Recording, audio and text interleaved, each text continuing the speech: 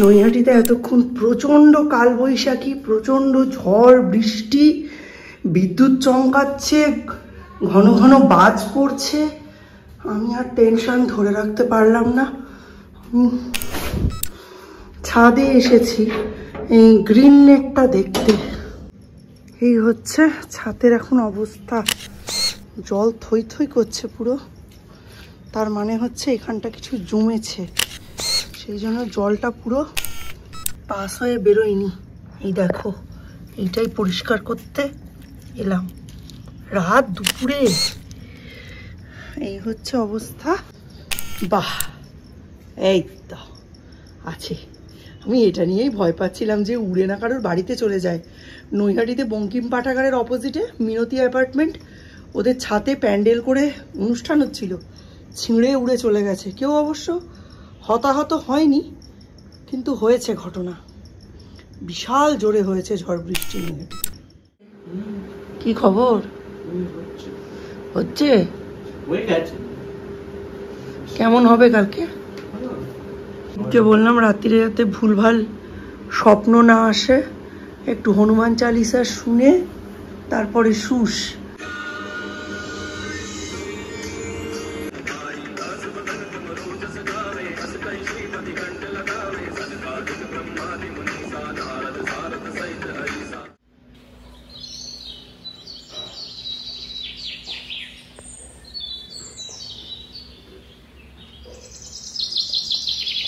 আজকে সকাল সকাল প্রচণ্ড ঠান্ডা পড়েছে, কালকে ঝড় বৃষ্টি হয়েছে, আজকে ওই জন্য পুরো সোয়েটার পরে মর্নিং ওয়াক করতে বেরিয়ে গেছি।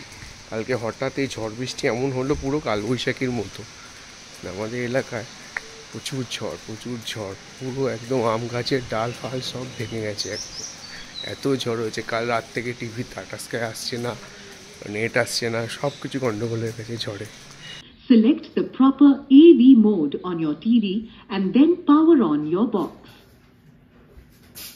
কালকে ঝড়ের পর থেকেই নেটও আসছে না, মানে ওয়াইফাইয়ের কানেকশনও আসছে না, টিভিও আসছে না, টিভিতেও কিছু দেখা যাচ্ছে না। তো আজকে দুটোরই লোককে ডাকতে হবে, মানে তারা এসে ঠিক করে দিয়ে যাওয়ার পরে সব কিছু মনে হচ্ছে স্বাভাবিক হবে। পুরো নৈহাটি কালকে ঝড়ে পুরো তোলপাড় হয়ে গেছে। মিস্টার বিশ্বাস আমাকে জিজ্ঞেস করছেন যে কত জোরে ঝড় হয়েছিল। একদম বিশাল জোরে ঝড় হয়েছিল, দুমদাম দরজা টরজা পড়ে, তারপরে ওই বাজ পড়ে, বিদ্যুৎ চমকে একাকার। সৌর্য তো দেখে ভয়েতে লিখতেই বসে গেল, বললো মা দরকার নেই টিভি দেখে। আলাম হ্যাঁ, ঠাকুর রাগ করছে, পড়েছি, পড়তে বসে গেল। লাগছে দীপ, ফার্স্ট এক্সাম। ভাবছি কিছু কি করা বাকি আছে, একটু রিভিশন দেবো আর একটু। একটা দাদার সাথে আমার কথা হয় রোজই ইনস্টাগ্রামে, দাদার সাথে খালি আমার এই গেম খেলা নিয়ে লাইক কথা শুরু হয়েছিল, আর কোনো পর্যন্ত কথা হয়ও না। ঠিক আছে, খালি ফিফা খেলি, ওটা নিয়েই ডিসকাশন হয়, কোন প্লেয়ার নেব, কি নতুন ইভেন্ট আসছে, ওটা নিয়ে কথা। সেও কালকে দেখছি রাত্রেবেলা 12 সাড়ে 12 নাগাদ মেসেজ করেছে, ভাই ভালো করে পরীক্ষা দিস, ঠিক আছে, ধীরে সুস্থে পরীক্ষা দিয়ে ভালো করে বেস্ট অফ লাগে। মামা সবাই লিখে পাঠাচ্ছে, এর সাথে আমার কথাই হয় না, ফিফা ছাড়া সেও লিখে পাঠাচ্ছে। এই বোর্ডস মানেই তাই। রাতে তো প্রচণ্ড ঝড় বৃষ্টি, আর ঝড় বৃষ্টির পর উঠোনের অবস্থা দেখার মতো হয়েছে, দেখার মতো। একাতে তো পেছনে এই যে সুন্দরবনের জন্য আরও দেখার মতো হয়েছে। কালকেই আমি সব কিছু পরিষ্কার টরিষ্কার করে টবগুলো সামনে পেছনে করে দিলাম, যাতে পাতা ফাতা ভেতরে জমা থাকলে সরস্বতীদি পরিষ্কার করে দিয়েছে, ভালো করে ঝাঁট দিল। আর আজকে অবস্থা খারাপ হচ্ছে অবস্থা। ওই দেখো প্লাস্টিক কোত্থেকে এসে আটকে আছে, কোত্থেকে এইটা উড়ে এসে পড়েছে এই নীল রঙের, প্লাস এইগুলো তো আছেই টুকটাক। কালকে দেখছি আমার পুষির যেটার ওপর শুয়ে থাকে ওই প্যান্টটা উড়ে এসে পড়েছে, ওটা আবার আমি এখানে মেলে দিলাম, শুকিয়ে গেলে এটার উপরে তুলবো। আর পুরো চারিদিকে সব পাতা ফাতা পড়ে একাকার অবস্থা। আজকে আন্তর্জাতিক মাতৃভাষা দিবস, আর তোমরা যখন এই ব্লগটা দেখছো একদম অলরেডি সৌম্যর ইংলিশ গ্রামার অ্যান্ড রাইটিং স্কিলের পেপার 1 কমপ্লিট হয়ে গেছে। 23 তারিখ হচ্ছে ইংলিশ লিটারেচারের এক্সাম। তো প্রত্যেককে বলবো যে সমস্ত, শুধু সৌম্য বলে না, সমস্ত ICSE পরীক্ষার্থীদের পাশে থাকো, তাদের সুস্থতা কামনা করো। প্রিপারেশান তাদের নেওয়া হয়ে গেছে, সুস্থতা কামনা করো যাতে তারা এত দিনে যা শিখেছে সেটার 100% ডেলিভার করে আসতে পারে। তার উপর তো নৈহাটিতে বড় মা আছেনি, যা হবে ভালোই হবে। নুডলসটা গরম করে এই যে ওকে দিয়ে দিলাম, আর ও এখন নিয়ে চলে যাবে ওপরে, একটু পড়বে, পড়তে পড়তে দেখতে দেখতে নুডলসটা খেয়ে নেবে। আর এইখানে আমি গ্লুকন-ডির জল রেডি করে রাখলাম, বুঝলি, নিয়ে নিস। হচ্ছে মিস্টার বিশ্বাসের টিফিন। এখানে রুটিটা করে দিয়েছি, পেঁয়াজ দিয়ে দিয়েছি, মটরশুঁটি, আলু, ফুলকপি দিয়ে একটু ঘুগনি, এইটুকু ঘুগনি আবার বেশি হলো, এটা তুলতে হবে, বাদ দাও। আর চা রয়ে গেছে, দুধ জ্বালানো হয়ে গেছে, ভাত আর ডাল রয়েছে কিন্তু খাইনি, এটা অল্প করে করেছিলাম যদি সৌম খেয়ে যায়। আর এখানে তো গ্লুকন-ডির জল ভরাই রয়েছে, এইটা যেন নিয়ে যেতে ভুল না হয়ে যায়, এটাই মনে করতে হবে। সৌম্য তো বারংবার বলছে যে যেতে হবে না, আমি একাই পারবো একাই পারবো, কিন্তু মানে একদম কোভিডের পর থেকে এবং 6 থেকে সৌম্য কিন্তু একাই যাতায়াত করে, আমায় কিন্তু যেতে হতো না।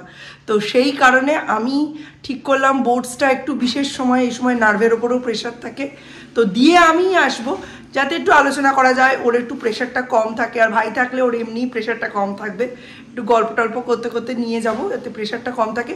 ও যদি শারীরিক বা মানসিকভাবে সুস্থ থাকে ওর 100% দিয়ে আসবে, এটার বিশ্বাস আমার আছে। আর ফেরার সময় তো বন্ধু বান্ধবদের সঙ্গে আলোচনা করতে করতে ফিরবে, প্রচুর বন্ধু বান্ধব আছে, ফেরার সময় আমি আর যাবো না। তো আমার এই চাপ সমস্ত কিছু এই 11টা অবধি, তারপরে মোটামুটি ঢিমে তালেই চলবে জীবন। তো চলো।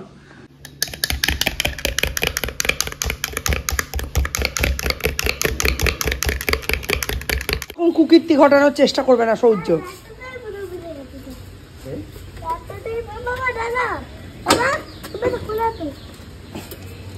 বেশি পাকা। টাটা। ভালো করে পরীক্ষা দিতে, ঠিক আছে? কালকে রাত্রিরে কেন চলে আসবে? আজকে রাত্রিরে।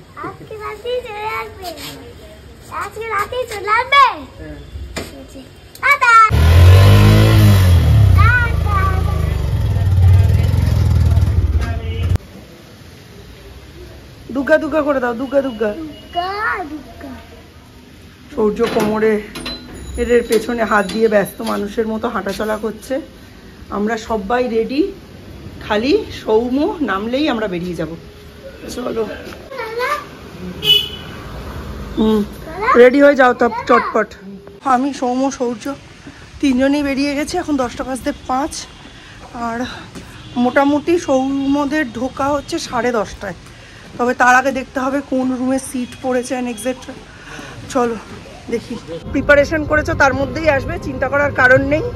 তবে একটা শুনে রাখ, আমাদের কাত্তায়নী সিট তো পড়তো তারকনাথে, আমার মা মাদুর নিয়ে গেছিল, ওখানে সব গার্জিয়ানরা মিলে এক একজন এক একদিন মাদুর আনতো, আর জল আনতো, আর টিফিন আনতো, 3 ঘন্টা বসে থাকতো, তারপর বাচ্চা কাচ্চা নিয়ে একেবারে ফিরতো।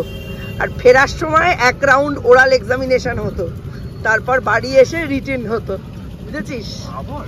আবার 3 ঘন্টা পরীক্ষা দিয়ে এসে খুব ভালোবেসে খাইয়ে দিত। আগে খাইয়ে দেওয়ার পর বলতো একটুখানি একটু যেগুলো যেগুলো সন্দেহ ছিল সেগুলো আবার লিখে দেখাতে হতো। আমার মায়ের কি বাও।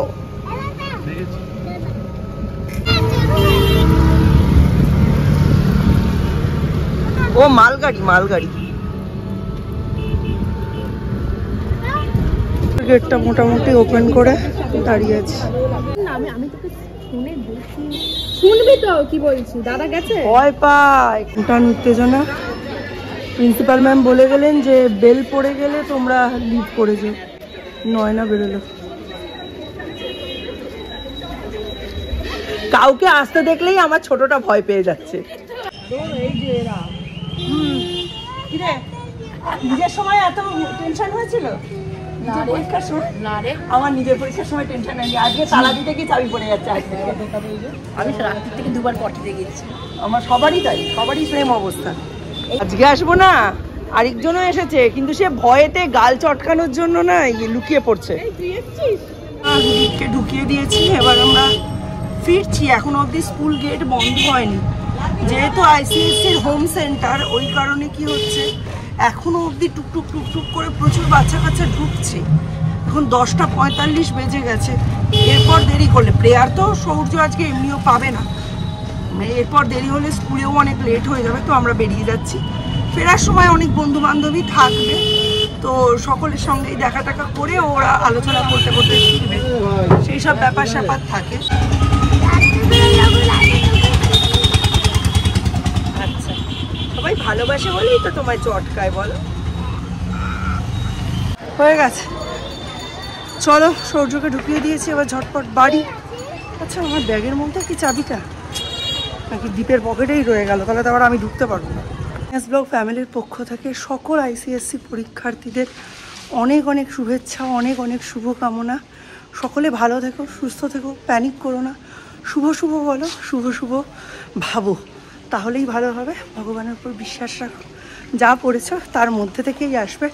এতদিনের এত খাটনি, এত পরিশ্রম কখনো বিফলে যেতে পারে না, সব কিছু ভালো হবে। তোমরা খালি শরীরটা ভালো রেখে, প্যানিক না করে, টেনশন না করে এগিয়ে যাও। চলো, ভগবান তোমাদের সঙ্গে আছে, বড় মা তোমাদের সঙ্গে আছে, এর থেকে বেশি আর কোনো সহায়তার দরকার নেই। পরিশ্রম এবং দৈবিক আশ্রয়, এই দুটি যদি ঠিক থাকে অবশ্যই ভালো হবে। কোনো কিছুই তোমাদের জয়কে আটকাতে পারবে না। এটাই দ্বীপকেও বোঝাই, এটাও তোমাদেরই বলি। তো সূর্যকে নিয়ে, এই যে সূর্যকে নিয়ে ফিরে গেছি। এখন তো মোটামুটি স্কুল শেষ, দ্বীপের আসতে আরও আধা ঘন্টা লাগবে। ওর পরীক্ষা শেষ 1টায়, বেরোবে 1:15। না, ওর একই স্কুল, আজকে ওদের স্পোর্টস থাকে, স্পোর্টস থাকলেও আলাদা ইউনিফর্ম। ঢুকে যাও, মাসি আছে। তো আজকের মতো ব্লগটা এখানেই এন্ড করছি, দেখা হবে নতুন একটা ব্লগে। হ্যাঁ, তো আজকের মতো ব্লগটা এখানেই এন্ড করছি, দেখা হবে নতুন একটা ব্লগে। ততক্ষণের জন্য tata, bye bye, good night. ভূতের গল্প শুনিয়েছি। ভূতের গল্প? শাকচুন্নি কি বললো? ভয় লাগছিল। ভয় লাগছিল? ও মা, সেই গল্পটা আমাকে একটু বলবে প্লিজ? পারবে না বলতে? না। আমি তাহলে কি করে বলবো? Check the mic and make sure it sound right, boys.